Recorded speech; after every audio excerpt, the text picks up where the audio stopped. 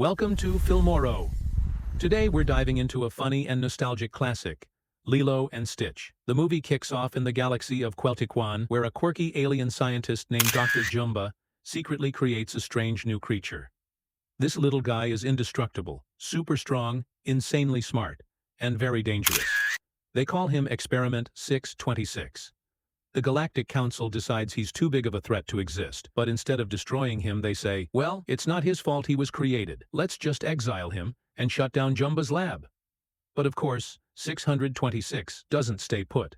He wreaks havoc, breaks free, and hijacks a spaceship, dodging blasts left and right, before crash landing on Earth. The council leader shrugs it off, saying, Earth is mostly covered in water. If he touches it, he'll sink and drown. No problem. But 626 survives the crash without a scratch. Jumba begs to be the one to bring his creation back. Since nobody trusts him alone, the council assigns Pleakley, the Earth expert, to join him. Meanwhile, down on Earth, we meet Lilo, a funny, mischievous little Hawaiian girl. She's full of energy, but also so different from the other kids that she doesn't really have friends. Instead, the kids tease her, saying things like, nobody wants to hang out with you. At a hula dance recital, Lilo keeps looking out for her older sister Nani to show up, but no one comes to cheer her on. To make things worse, one of her classmates smirks and tells her, no one will ever come to see you perform. Lilo, hurt by that cruel comment, lashes out and shoves the girl off the stage, like she's taking out all her anger in that one moment. Meanwhile, Nani's car breaks down on the way. She does everything she can to make it to the recital, but by the time she arrives,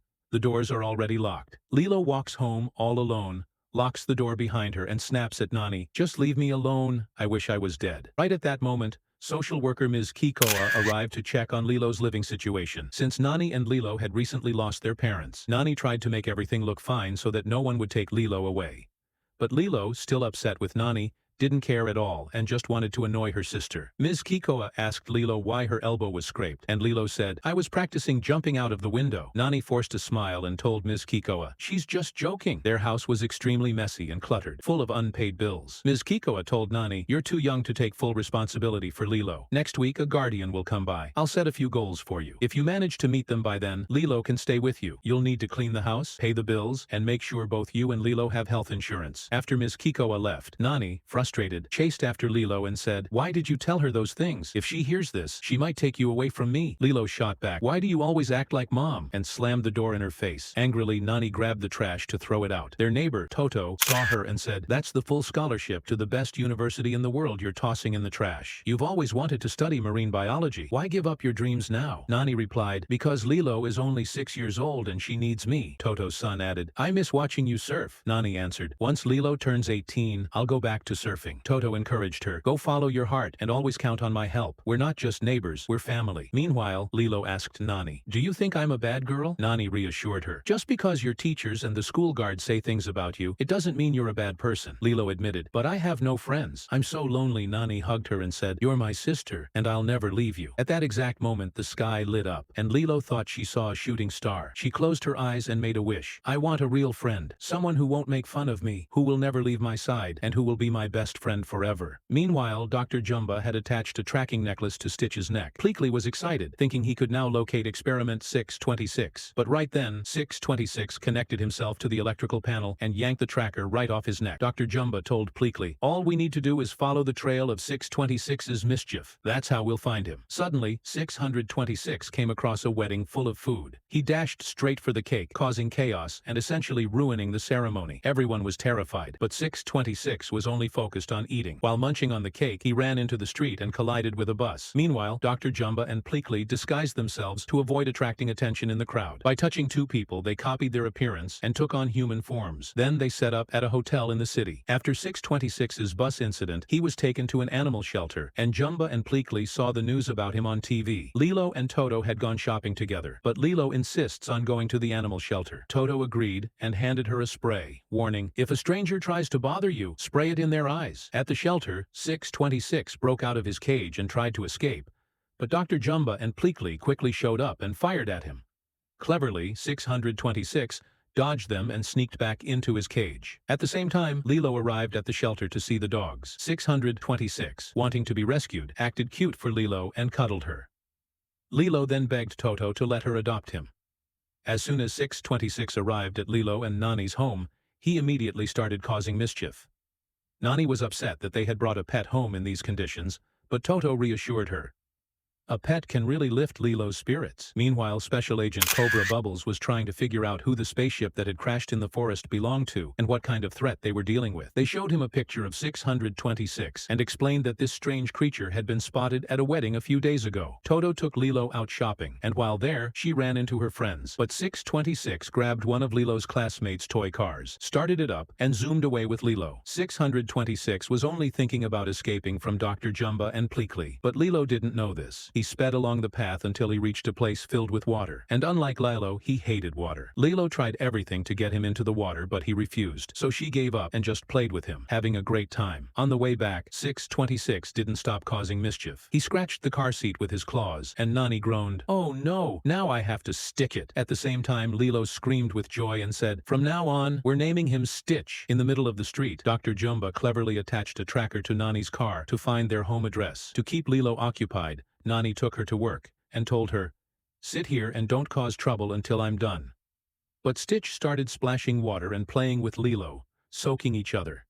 That night, during a fireworks show at a restaurant, Stitch mimicked them and launched fire into the air, which landed on a table and set it on fire. When the restaurant manager realized the chaos was caused by Lilo and Stitch, he fired Nani. When they got back home, Stitch immediately started causing chaos again, messing everything up.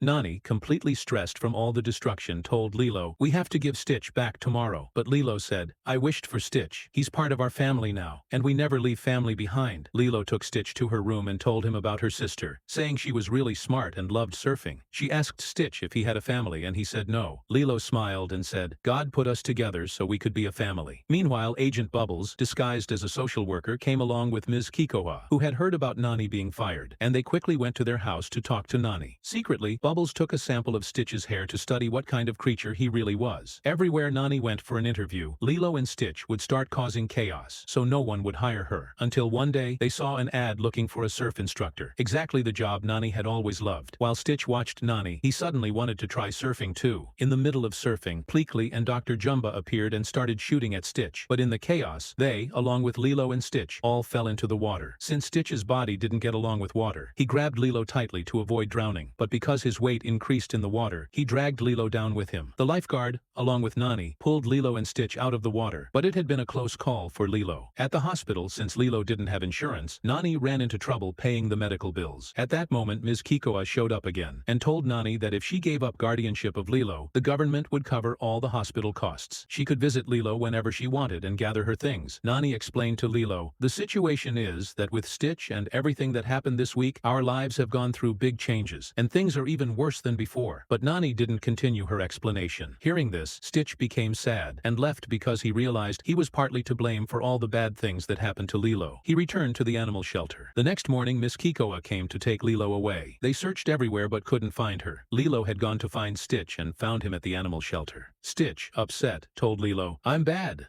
I'll break the family apart." But Lilo hugged him and said, "Every family has problems, and you're part of my family too." At that moment, Dr. Jumba appeared with a gun, opening a portal to the animal shelter to get Stitch. But distracted by the barking dogs, Stitch grabbed the gun and fired it at the ground. A portal opened right where Dr. Jumba was standing, and he fell in. Lilo and Stitch escaped toward home, but no one was there. Nani and the others had gone looking for Lilo. Dr. Jumba freed himself from the portal and headed toward Lilo's house, opening fire all over the place. He said, "The weakness of humans is that you can attack their memories."